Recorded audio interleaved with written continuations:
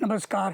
બી India news ચેનલના જનતા માગે જવાબમાં ફરી એક વખત અમે આપની સમક્ષ પ્રજાને લગતી અને દેશમાં જે ચાલતી વિવિધ કાર્યવાહીઓ કે જે પ્રજાને ઉપયોગી છે કે નહીં તે અંગે આજે આપણે વાત કરવાના છીએ.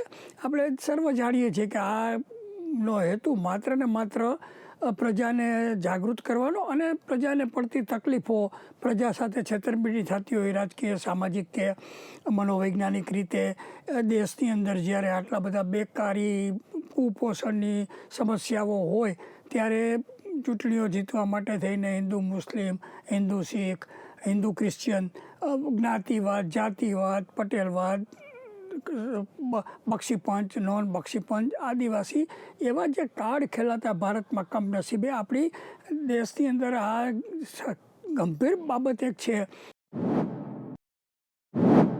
એટલે તો આપણે આજે 75 વર્ષ આઝાદીને પૂરા થવામાં છે, છતાં આપણે ભૂખમરો, બેકારી, ભ્રષ્ટાચાર, ગેરરીતિઓમાં ડૂબી ગયા છીએ એટલા બધા કે એટલા માટે થઈને તો તમે આંકડાઓ જુઓ તો માત્ર જરૂરિયાતવાળા વિદ્યાર્થીઓ કે નાગરિકો જ ફોરેન જવા માટે થઈને ખોટા રસ્તાઓ અપનાવે એવું નથી, પણ ઉદ્યોગપતિઓ જે કરોડપતિઓ છે એવા લોકો પણ 1 લાખની સંખ્યામાં ફોરેનના દેશોમાં જવા માટે તલપાપડ એટલા માટે હોય છે અને જાય છે કારણ કે અહીંની વહીવટીય સિસ્ટમ, ભ્રષ્ટાચારી નીતિ રીતિ, કોઈ જાતના ધારાધોરણ, સિવિક સેન્સ નથી.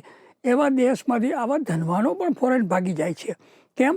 એને ખબર છે કે અહીંથી પૈસા કમાઈને અહીંયા કોઈ ભવિષ્ય નથી. એટલા માટે થઈને અત્યારે આખા દેશની અંદર આમ જોવા જાઓ તો અંધાધૂંધી શબ્દ એટલા માટે વાપરવો પડે છે કે નોકરીઓમાં ઘૂસવા માટે ભ્રષ્ટાચાર, લાંચ, રૂશ્વત, કોઈ પણ બાબત તમે જુઓ. કચ્છની અંદર હોય તો જાસૂસી કરવામાં પણ કહેવાતા અમે હિન્દુઓ જ પકડાતા હોય છે. મુસ્લિમ હિન્દુનું રાજકારણ કરવામાં આવે છે ત્યારે પણ આ જ મુદ્દો ઊભો થાય છે. એટલે પ્રજાની જાગૃતિ માટે થઈને આજે આપણે જે વાત કરવાના છીએ એ છે કે મુંબઈની જે હમણાં ગયા અઠવાડિયે મુંબઈ કોર્પોરેશનની અને આખા મહારાષ્ટ્રની 29 કોર્પોરેશનની જે ચૂંટણીઓ થઈ એમાં કેવા ખેલ થયા અને પ્રજાને કેવી મૂરખ બનાવવામાં આવી, પ્રજાની લાગણીઓ સાથે કેવી રીતે તોડફોડ કરવામાં આવી અને છતાં પણ પરિણામમાં જુઓ તો આમ જોવા જાવ તો 0 છે. કારણ કે 20-25 વર્ષથી મુંબઈની અંદર કોંગ્રેસ હોય કે ભાજપની સરકાર હોય કે કોર્પોરેશનમાં શિવસેનાની સત્તા હોય, એ પાણી ભરાઈ જાય, ઝૂંપડપટ્ટીઓનો ત્રાસ તમે જુઓ કે કોઈ જાતની વરસાદ આવે એટલે 2-4 દિવસથી ટ્રેનો બંધ. તો 20-25 વર્ષથી મુંબઈની અંદર તમે પાણીની વ્યવસ્થા ન કરી શક્યા. પાણી બહાર ગટરના નીકળી શકે કે ભરાઈ શકે. ઝૂંપડપટ્ટીઓ વધતી જ જાય છે. હમણાં મેં સાંભળવા મળ્યું કે ત્યાં ધારાવાહીની ઝૂંપડપટ્ટી અદાણીને રીડેવલપમેન્ટ કરવામાં આપી, તેની સામે પણ કોર્ટમાં ભ્રષ્ટાચારની આક્ષેપો થતા કેસ ચાલે છે. કહેવાનો અર્થ એમ છે કે કોઈ પણ સરકાર આવે છે ત્યાં આ પાયાના મુંબઈની જનતાને જે પ્રશ્ન નડે છે, મુશ્કેલીઓ છે, એનો વિવાદ કરતા નથી. અને ચૂંટણીઓ આવે એટલે આ શરદ પવાર જૂથ, એકનાથ શિંદેનું જૂથ ને ઉદ્ધવ ઠાકરે જૂથ ક્યાં એવું મોટા ભાગના મીડિયા ચલાવતા હોય છે. એટલે મીડિયા પણ કેટલાક અંશ હવે બહુચરાજીનો અવતાર થઈ ગયું છે. છક્કાઓ જેમ ઘરે આવે ને તમે 5-25નું દાન આપો, એમાં રાજકીય પાર્ટીઓ કેટલાક મીડિયાઓને કૂતરા ગણી અને કવરો નાખતા હોય છે. એના કારણે પ્રજાના સાચા પ્રશ્નોનું તો કોઈ ચર્ચા જ નથી થતી ચૂંટણીઓની અંદર. તમે વિચાર કરો, મુંબઈની મહારાષ્ટ્રનગર જે કહેવાય જેનું બજેટ 74,000 કરોડ છે, એ 74,000 કરોડ બજેટને જોવા જાઓ તો ભારતના 6-7 રાજ્યો એવા છે કે એના કરતાં એનું બજેટ ઓછું છે. એટલે આ તમે વિચાર કરો કે મહારાષ્ટ્ર, તમે એની અંદર હવે આજે જે મોટામાં મોટો પ્રશ્ન ઊભો થયો છે એ છે કે મહારાષ્ટ્રમાં ચૂંટણીઓ થઈ અને ભાજપ જીતી ગયું એવો પ્રચાર શરૂ કરવામાં આવ્યો. ગુજરાતની અંદર તો ઢોલ નગારાને કમલમની અંદર જય જયકાર કર્યો અને મીઠા મોઢા પેલા બ્રહ્મભટ્ટના કોઈના કરાવ્યા પ્રદેશમાં. અરે ડફોળો, તમે વિચાર, આ ડફોળ શબ્દ માટે હું માફી માગું છું, પણ મારે કહેવાનો મતલબ એમ છે કે તમે લોકોને ઉલ્લુ બનાવો છો. મહારાષ્ટ્રમાં હિન્દુઓ જે તમે વિચાર કરો કે એ મહારાષ્ટ્રમાં ચૂંટણીમાં પ્રચંડ વિજય મળ્યો એનો પરપોટો એટલા માટે ફૂટી જાય છે કે તમે છે ને આ વિજયની અંદર પરાજય છે ને એના માટે એક શબ્દ વાપરો છે, PYRRHIC, વિક્ટરી, પ્રિસિડ વિક્ટરી. તમે એટલે કે વિજયમાં પરાજય છે. ગ્રીસ દેશના ઈસવીસન પૂર્વે 3જી સદીના જનરલે પોતાના વિજય વખતે આ શબ્દ વાપરેલો હતો કે અમારે ઘણી બધું નુકસાન ગયું છે. ભલે અમે વિજયની વાતો કરતા હોય, એમ ભાજપની આ પીડિત વિક્ટરીનું પણ એવું જ છે. એને મોટા મોટા પ્રચાર કર્યો કે અમને મળેલો વિજય. હકીકતમાં વિજય મળ્યો નથી. તમે વિચાર કરો કે મહારાષ્ટ્રની અંદર, એ મહારાષ્ટ્ર કોનું પાછું તમે જુઓ, મહારાષ્ટ્ર હિન્દુવાદી ગણાતો આખું એક જમાનામાં. શિવાજીના મરાઠા હિન્દુ મહારાષ્ટ્ર કહેવાય છે. એ હિન્દુ મહારાષ્ટ્રની અંદર પોતાની જાતને હિન્દુવાદી ગણાવતા પક્ષોના રાજમાં ઓવૈસી નામના મુસ્લિમના AIM પક્ષે આખા મહારાષ્ટ્રની અંદર 29 કોર્પોરેશનોમાં 125 સીટો મેળવી લીધી. તમે કલ્પના કરો, મુંબઈની અંદર પણ 8 સીટો મેળવી લીધી. તો તમે આ કહેવાતા હિન્દુવાદીઓ મોટી મોટી વાતો કરે છે, બધા સત્તા માટે થઈને જ આને ઊભો કર્યો. જેમ ઇન્દિરાજીના સમયમાં ભિંદરાવાલા ઊભો થયો હતો, એમ આની અંદર જ ભાજપના ટોચના 2 નેતાઓએ આ ઓવૈસીને ઊભો કર્યો. એવી બહુ સ્પષ્ટ વાત છે. તમે જુઓ, આજે મને તો આશ્ચર્ય થાય છે કે ગુજરાતના ભાજપના સંનિષ્ઠ એવા જયંતિભાઈ ભાડેસિયા, વિહિતના અશોક રાવલ, આ બધા આટલી ઓવૈસીની જે 4 મિનાર હૈદરાબાદના એક સામાન્ય સાંસદમાંથી એને રાષ્ટ્રીય કક્ષાએ હીરો બનાવનાર કોણ? તો કે આ ભાજપવાળા હોય. બાકી એની વૈશ્ય શું હતી? તો આજે વિચાર કરો, કોંગ્રેસને હરાવવા માટે કે બીજા પક્ષોને હરાવવા માટે તમે ઓવૈસીને મોટો કરો છો. તો મૂળભૂત જે હિન્દુની ફિલોસોફી છે, હિન્દુ મુસ્લિમોની વાત છે, એ તો રહેતી જ નથી. તો સામાન્ય માણસને મૂર્ખ બનાવવા જેવી વાત સાબિત થાય છે. એટલે આ ઓવૈસીએ જે જીતું છે એ કરતાં વધારે એ છે કે સત્તા માટે થઈને આ લોકો કેટલી હદે જઈ શકે. રાજકારણીઓ પ્રજાને ઉપયોગ કરે. જેમ હમણાં તમે જો સોમનાથની અંદર પણ 1000 વર્ષની ઉજવણી કરીને ઢીકણું પૂછડું. નો ડાઉટ સોમનાથ મંદિરની ઉજવણી કરવી જોઈએ, પરંતુ એની સાથે સાથે કડવું સત્ય ઇતિહાસ વાંચો. કડવું સત્ય એ છે કે જ્યારે ભારતમાં જુદા જુદા રાજ્યો હતા, ભારત વર્ષ નહોતું કહેવાતું, તો પણ 10 કરોડની વસ્તી હતી. એમાં બધા 95% તો હિન્દુઓ હતા. ત્યારે મોહમ્મદ ગઝનીના 2-5 હજાર સૈનિકો આવીને તમને લૂંટી ગયા. કેમ? કારણ કે ત્યારે પણ હિન્દુમાં એકતા નહોતી અને મંદિરોમાં દલિતોને આવવા નહોતા દેતા. આવા બધા કારણોસર એ મોહમ્મદ ગઝની હોય કે મોહમ્મદ ગોરી હોય, જે લૂંટવા આવ્યા સોમનાથને, ત્યારે 10 કરોડની વસ્તી હિન્દુઓની હોય તો પણ કેવી રીતે લૂંટી શકે? એનો અર્થ ઇતિહાસમાં તમે તપાસ કરો. ઇતિહાસ તો એવું કહે છે કે હિન્દુ રાજાઓની સામે જ આ લોકોનો ઉપયોગ થયો હતો. જેમ અંગ્રેજોએ આપણી ઉપર રાજ આપણી જ સૈનિકોને આપણા જ હિન્દુઓના આધારે કરી શક્યા. બાકી ઈસ્ટ ઇન્ડિયા કંપની અને અંગ્રેજોની તાકાત શું હતી? કહેવાનો અર્થ એમ છે કે અહીંયા વાતો બધી હિન્દુઓની કરવામાં આવે, પણ જ્યારે ચૂંટણીઓ આવે ત્યારે બધું ભૂલી જાય. અહેમદ પટેલને કયા ભાજપના નેતાએ ગાઢ સંબંધો હતા? જગજાહેર છે. મારી પાસે એવા તો હું હવે પછીના એપિસોડમાં તો એવા 30-40 ભાજપના બ્રાહ્મણ અને બીજી ઉચ્ચ જ્ઞાતિના નેતાઓ મુસ્લિમો સાથે પુત્ર પુત્રીઓ લગ્ન કર્યા છે. ત્યારે કેમ વિરોધ નથી થતો? સામાન્ય મુસ્લિમનો તમે પંચરવાળા પર ન જાવું, ત્યારે આ બધા મોટા મોટા મુસ્લિમો પૈસાદાર, આ સુરેન્દ્રનગરના કલેક્ટર રાજેન્દ્ર પટેલની વિરુદ્ધ ફિરોજ પટેલ નામના સુરતના મુસ્લિમે પ્રાઇમ મિનિસ્ટર કાર્યાલયમાં ફરિયાદ કરી અને પગલાં લઈને સસ્પેન્ડ કરવામાં આવ્યા. ત્યારે તમને કોઈ મુસ્લિમનો દેખાણો? ત્યારે આ બધા VHP-વાળા પ્રવીણ તોગડિયા તો હમણાં હાવ મૌન થઈ ગયા છે. ખબર નથી શું થયું છે. આ મોટી મોટી વાતો કરે છે હિન્દુવાદની. અહીંયા મારો કોઈ હિન્દુ મુસ્લિમમાં હું તો માનતો જ નથી, પણ રાજકારણની અંદર પ્રજાને મૂર્ખ બનાવવાની વાત કરવામાં આવે છે. તમે ઓવૈસીનો આમ વિરોધ કરો અને ઓવૈસીને તમે સત્તામાં ઘૂસવા દો છો, એ જ તમારી નાલોસી છે. આજે મોટા મોટું હું એ જ કહું છું કે આ મહારાષ્ટ્રની ચૂંટણીમાં આપણે જોઈએ તો આજે હવે તો એટલી હદે વિચાર કરો તમે કે 29 કોર્પોરેશનમાં ઓવૈસીના પક્ષને કેટલી બધી સીટો મળી. તમે વિચાર કરો કેવી રીતે મળી હોય એ તમે આ જોવા જાઓ તો. હવે જો આપણે આજે એ વાત કરીએ કે મુંબઈની ચૂંટણીઓ થઈ, આપણે મુંબઈ મહારાષ્ટ્રની પેલા કોર્પોરેશનની, એમાં 227 બેઠકોમાંથી ભાજપને 89 બેઠકો મળી એટલે મોટો પ્રચાર કર્યો. હવે 2017માં ભાજપને ત્યારે 82 બેઠકો મળી હતી ને એ 227 બેઠકો પર લડી હતી. અને તમે જુઓ કે 2026ની અંદર 137 બેઠકોમાંથી એને 89 બેઠકો મળી. સામે કોંગ્રેસને 24 મળી. બીજા પેલા આપણે ઉદ્ધવ ઠાકરેને એના ગ્રુપને 62 મળી. અહીંયા મારો કહેવાનો મતલબ એમ છે કે કટ્ટર મુસ્લિમ પક્ષ ઓવૈસીને 29 કોર્પોરેશનમાં 125 બેઠક જીતી ગયો. અને દક્ષિણ ભારતીયો, ગુજરાતીઓ, ઉત્તર ભારતીય બિહારીઓ વિરુદ્ધના ઉચ્ચારણો ઉદ્ધવ ઠાકરેની પાર્ટીને નડી ગયા એવું પણ ત્યાં કહેવાય છે. મહારાષ્ટ્રમાં તમે જુઓ, લગભગ 40 વર્ષ પછી પહેલાં બાલ ઠાકરેની સત્તા હાલતી હતી.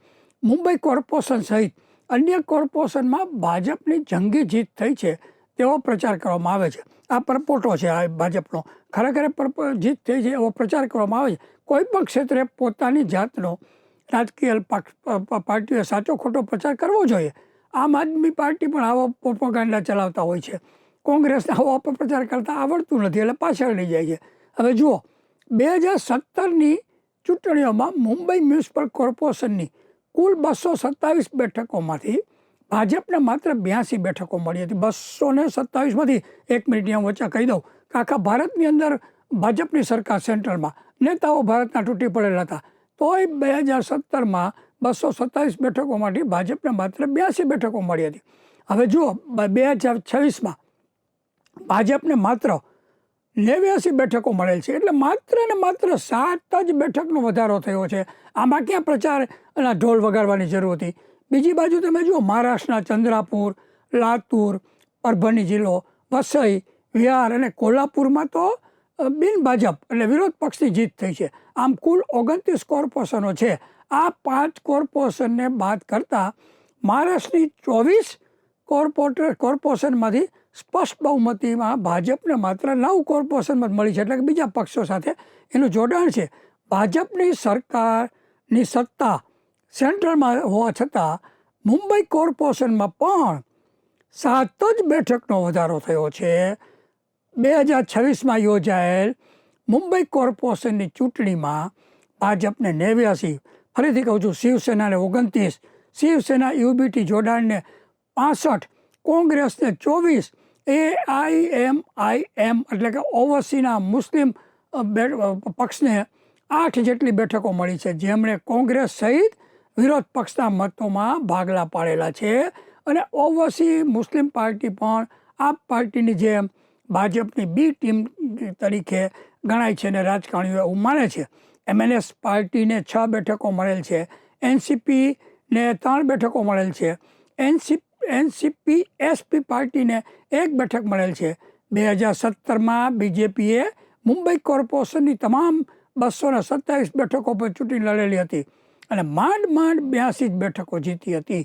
2026માં ફરીથી કહું છું કે બીજેપીએ માત્ર 137 બેઠકો ઉપર ચૂંટણી લડેલી છે, કેમ કે એને બીજી સીટો તો એકનાથ શિંદેને આપવી પડી અને 89 બેઠકો જીતી છે. તે પણ કડવી હકીકત છે.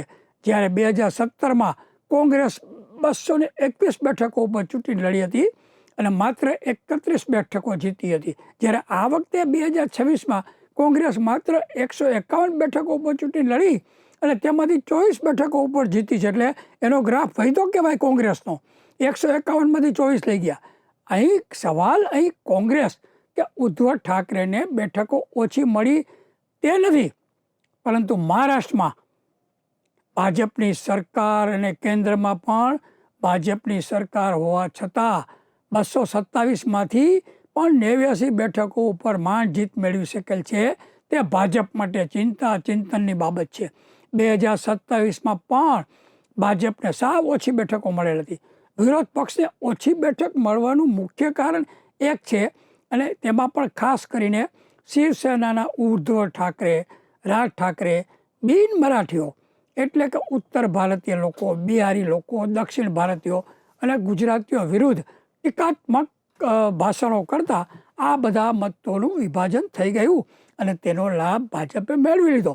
દક્ષિણ ભારતીય બાબતે લુંગી જેવા નિવેદનો થયેલા અને મુંબઈમાં બિન મરાઠી વસ્તી લોકોની વસ્તી સાથે 30%થી પણ વધારે બીજી વસ્તીઓ છે. એટલા માટે તો કોંગ્રેસ, શિવસેનાના ઉદ્ધવ ઠાકરે સાથે જોડાણ કર્યું નહીં. આ ચૂંટણીમાં સૌથી ગંભીર બાબત તો એ છે કે ઓવૈસીના કટ્ટર મુસ્લિમ પક્ષે પણ AMI મહારાષ્ટ્રની 29 કોર્પોરેશનોમાં કુલ લગભગ 125 જેટલો બેઠકો જીતી છે. આ મહારાષ્ટ્રના મુસ્લિમો જે અત્યાર સુધી કોંગ્રેસ, સમાજવાદી જેવા પક્ષોને જ મત આપતા હતા, તેમાં ભાગલા ઓવૈસીએ પાર્ટીએ પડાવતા પરોક્ષ રીતે ભાજપને જ ફાયદો થયો છે. મહારાષ્ટ્રમાં માત્ર 7 જ બેઠકોમાં ભાજપનો વધારો થયો હોવા છતાં ગુજરાતમાં મોટે પાયે ઉજવણી કરવાનો મુખ્ય હેતુ એવો છે કે ગુજરાતમાં પણ ટૂંક સમયમાં કોર્પોરેશનો અને સ્થાનિક સ્વરાજની ચૂંટણીઓ યોજાવાની હોવાથી ગુજરાતના મતદારો ઉપર મનોવૈજ્ઞાનિક અસર ઉપજાવી શકાય તેમ છે. ભાજપની ચૂંટણી નીતિની આ જ માસ્ટરી છે. ઓછી બેઠકો આવેલ હોવા છતાં જંગી બહુમતી આવે તેવો સફળ પ્રયાસ કરી શકે છે. બીજી એક વાત ભાજપના જ રાજકારણીઓમાં એ ચાલે છે કે ભાજપના મુખ્યમંત્રી દેવેન્દ્ર ફડણવીસ ઉપર હારનું ઠીકરું ફોડીને તેમની હકાલપટ્ટી કરવામાં આવશે. આ ચૂંટણીમાં મહત્ત્વની બાબત એ છે કે આ ચૂંટણીમાં નરેન્દ્રભાઈ કે અમિતભાઈ શાહે આક્રમક પ્રચાર કરેલો નથી અને જોડાયા પણ નથી. બીજી બાજુ બીજેપીના સાથી પક્ષ એવા એકનાથ શિંદેની શિવસેનાએ પણ મુંબઈના મેયર 2.5 વર્ષ પોતાનો પક્ષનો 2.5 વર્ષ ભાજપનો હોવો જોઈએ તેવી માંગણી કરેલી છે. તેની પાછળ પણ દિલ્હીના ભાજપના કેટલાક નેતાઓનો દોરી સંચાર છે. આવી માંગણીના કારણે મુખ્યમંત્રી દેવેન્દ્ર ફડણવીસની ઇમેજને ગંભીર નુકસાન પહોંચ્યું છે અને ભવિષ્યમાં મુખ્યમંત્રી પદેથી તેની હકાલપટ્ટી થઈ શકતી એમ છે.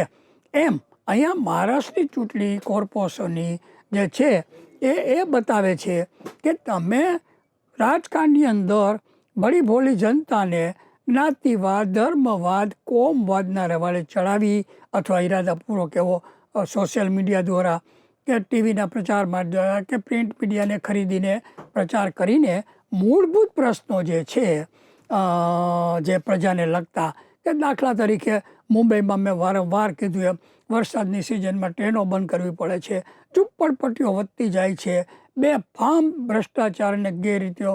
તો વિચાર કરો, 74,000 કરોડનું બજેટ મ્યુનિસિપલ બૃહદ મુંબઈ કોર્પોરેશનનું છે. મેં કહ્યું એમ સિક્કિમ, ગોવા, ત્રિપુરા જેવા ઘણા બધા રાજ્યોના બજેટો ભેગા કરો એના કરતાં બજેટ વધી જાય છે. એટલે ત્યાં ભ્રષ્ટાચાર બેફામ ને એટલા માટે થઈને, અને મુંબઈ મહારાષ્ટ્ર આમ પણ દેશની આર્થિક નગરી છે, અર્થશાસ્ત્રની દ્રષ્ટિએ નંબર 1 ગણાય છે. એટલે એની ઉપર સત્તા મેળવવા માટે થઈને એન કેન પ્રકારે કરે. એટલે તો તમે જો ભૂતકાળમાં મહારાષ્ટ્રમાં શિવસેનાને ભાગીદાર કોંગ્રેસ પક્ષની સરકાર હતી, એને તોડાવવા માટે સુરતની અંદર આપણા CR પાટીલ સાહેબે ખૂબ મહેનત કરી. એનું ફળ તો અત્યારે એને પ્રમુખે બનાવ્યા અને મંત્રી પણ બનાવ્યા, એને મળ્યું. એટલે એ ત્યાં મહારાષ્ટ્રની સરકાર તોડી અને ભાજપે પોતાની સરકાર તો બનાવી, પણ છતાંય 2017 પછી અને 2026ની અંદર પણ એ માત્ર ને માત્ર 7 બેઠકો વધ્યું. એમાં તમે ઢોલ નગારાને વચારો અને પેંડા ખવડાવો તમારા પ્રદેશ મહામંત્રી બ્રહ્મભટ્ટ કે જે કોઈ હોય, તો એમાં ક્યાંય તમારે હરખાવા જેવું છે. મેં શબ્દ વાપરેલો કે પીરીક ઈસવીસન પૂર્વે જે જનરલ ગ્રીસના જનરલે એનો વિજય પછી આ વાત કહેલી હતી કે ભાઈ અમે વિજય તો મેળવો, પણ ખરેખર તો અમારો પરાજય છે, કેમ કે અમારે ઘણું બધું નુકસાન વેઠવામાં આવ્યું. એમ આમાં શું નુકસાન વેઠવામાં આવ્યું છે કે તમે જે હૈદરાબાદના 4 મિનારા વિસ્તારનો એક સામાન્ય સંસદ ઓવૈસી કે જેને કોઈ ભારત ઓળખતું નહોતું, એને તમે આજે કોંગ્રેસને ખતમ કરવા કહો કે શિવસેનાને ખતમ કરવા કહો કે વિરોધ પક્ષને ખતમ કરવા કહો, એને તમે ઊભો કર્યો દરેક રાજ્યમાં. ગુજરાતમાં પણ મને સાંભળે છે કે આ ઓવૈસી આવે ત્યારે પોલીસ ઇન્સ્પેક્ટરો એને પ્રોટેક્શન આપી લેવાને મૂકવા જતા હોય છે, કેમ કે તો સરકારની સૂચના વગર આવું શક્ય જ નથી. એટલે આખો તમે ચૂંટણીને ધ્યાનમાં રાખી લોકોની સમસ્યાઓના બદલે તમે માત્ર ને માત્ર ચૂંટાવું કેમ, સીટો વધારે કેમ મેળવી, એના માટે થઈને મુસ્લિમ, શીખ કાર્ડ, દલિત કાર્ડ, OBC કાર્ડ, આદિવાસી કાર્ડ પણ કોઈ તમે સાંભળ્યું કે હું ભારતીય છું અને મને ભારતીય તરીકે હું આ ચૂંટણી લડું છું અને મને ભારતીય તરીકે મેં સારા કામો કર્યા હોય તો મને મત આપો, નહીંતર નહીં. આવું કોઈ બોલે છે? ના. તમે જુઓ દરેક રાજ્યમાં, ગુજરાતમાં તમે જુઓ, સથવારા સમાજની ફંક્શન હોય તો એમાં રાજકીય માણસો ઘૂસી જાય. પટેલોનો સમાજમાં તો સાવ વાત જ કરવા જેવી નથી કે એ લોકો તો રાજકીયને કાંઈ લાગતું ઓળખતું હોય તો પણ મિટિંગોમાં બોલાવે છે. એટલે દરેક જ્ઞાતિની અંદર જ્ઞાતિવાદ એટલો બધો કરી નાખ્યો છે કે લોકોના મૂળભૂત પ્રશ્નો, બેકારી, સમસ્યા, ભ્રષ્ટાચાર, આ બધું કેમ ઉજાગર નથી કરતા? કેમ કે બધા જાણે છે કે આ કરવાથી તો લોકો જાગૃત થશે, અને જો લોકો જાગૃત થાય તો મત મળે નહીં. એટલે તમે પ્રજાને આ મહારાષ્ટ્રની ચૂંટણીનો મુખ્ય એજન્ડા એ જ હતો કે અહીંયા સત્તા મેળવી, કેમ કે 74,000 કરોડનું બજેટ છે, એટલે 10થી 20% તમે જો દરેક પ્રોજેક્ટમાં જગ જાહેર છે અત્યારે, તો ક્યાંનો ક્યાં મામલો પહોંચે. એટલે એ ચૂંટણી જીતવા માટે થઈને એટલી ચોટીનું જોર ત્યાં બધાએ લગાવ્યું. કમનસીબે મેં કહ્યું એમ ભાજપે જે પ્રચાર કર્યો કે અમને તો જંગી બહુમતી મળી, એ એટલા માટે હાસ્યાસ્પદ બની કે માત્ર 8 સીટો વધી. 2017 પછી ભાજપની સરકાર દેશમાં હોવા છતાં મહારાષ્ટ્ર જેવી ચૂંટણીની અંદર તમે એમ કહો શિવસેના ખતમ થઈ ગયું, કોંગ્રેસ ખતમ થઈ ગઈ, તો પણ તમને તો 8 જ બેઠક મળી. તો ભાજપને ફાયદો કશું નથી થયો. એ સૌથી મોટી ચિંતા અને ચિંતન છે. ને બીજી, જે પોતાની જાતને હિન્દુવાદીઓ ગણાવે છે, પોતાની જાતને હિન્દુઓના મસીના ગણાવે છે, આવા જયંતિભાઈ ભાડસિયા અને વિશ્વ હિન્દુ પરિષદના અશોકભાઈ રાવલના તોગડિયાઓ બધા જેમ કહે છે કે આ દેશમાં હિન્દુવાદ હોવો જોઈએ અને મુસ્લિમોનું રાજ ન હોવું જોઈએ. તો તમારા આ બધા સંસ્થાઓ હોવા છતાં આજે ઓવરસી 29 કોર્પોરેશનમાં 125 બેઠકો જીતી ગયો. ગુજરાતની અંદર પ્રાયના મતો તોડ્યા. તો તમે આ જોવા જાઓ તો આ તો આખું મૂળભૂત રીતે જે તમારી ભાજપની ફિલોસોફી છે, RSSની ફિલોસોફી છે, એના ઉપર તો મરણતોડ ઘા કહેવાય. તમે એક વસ્તુ નક્કી કરો કે ભાઈ ચૂંટણી જીતવી છે તો એમાં અમારે સિદ્ધાંતોના આધારે, કામગીરીના આધારે, કોઈ કાસ્ટિઝમ નહીં, કોઈ કોમવાદ નહીં, કોઈ રાજકારણ. અને એક વસ્તુ જોવા જાવ તો કોર્પોરેશનો અને સ્થાનિક સ્વરાજની ચૂંટણીમાં એક સમય વર્ષો પહેલાં તો મહાત્મા ગાંધીજીએ કહેલું હતું કે ભાઈ પંચાયત, અને મોરારજીભાઈ દેસાઈ વખતે પણ એવી જ એક ભાવના હતી કે પંચાયત ને નગરપાલિકાઓની અંદર કોઈ રાજકીય પક્ષોએ એમાં ચૂંટણી લડવી ન જોઈએ, માત્ર નિષ્ઠાવાન જે તે વિસ્તારનો નાગરિક હોય એને ઊભો રાખવાનો.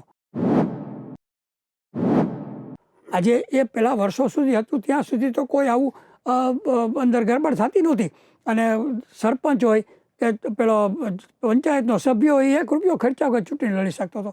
આજે તમે કલ્પના કરો કે મુંબઈ મહારાષ્ટ્ર કોર્પોરેશનની ચૂંટણીમાં કોર્પોરેટરની ચૂંટણી લડવી તો ₹10 કરોડ, 5-10 કરોડ રૂપિયા જોઈએ.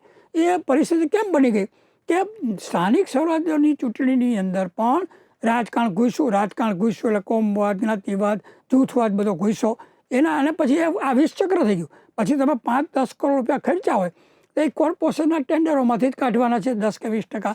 એટલે અંતે તો પ્રજાને આ તકલીફ થઈ. અને મેં કહ્યું એમ કે આજે પણ 20-25 વર્ષ પછી મુંબઈમાં પાણી ભરાઈ જાય. વરસાદ આવ્યો નથી કે પાણી ભરાણા નથી. ઝૂંપડપટ્ટીમાં લોકો બેફામ પીડાતા હોય છે.